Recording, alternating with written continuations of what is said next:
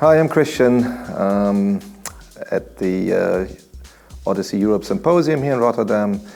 Very happy to be here. Probably everybody else said the same thing, that we are so happy to see each other again.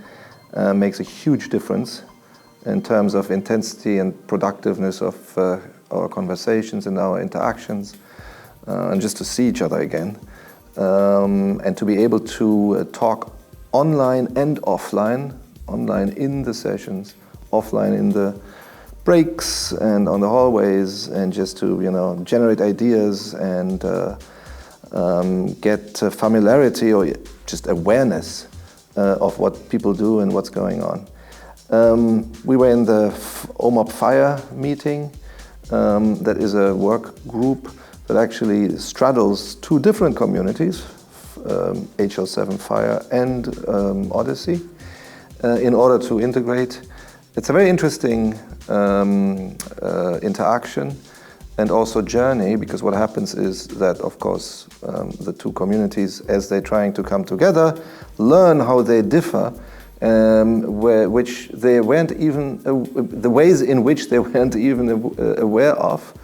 And we will have to create some systematic approach to deal with these differences, how we make choices, how we make compromises, how can data flow from one to the other without losing the pertinent content. What is that? What are the use cases? That has been a very insightful conversation we could have never had outside a face-to-face meeting, where people really feel like they're allowed to let their thoughts wander into different directions, to bring up questions, to learn from each other, to get a feeling for where people stand, what the expectations are, how much patience there is, all that good stuff. So from that perspective, that was really, really useful.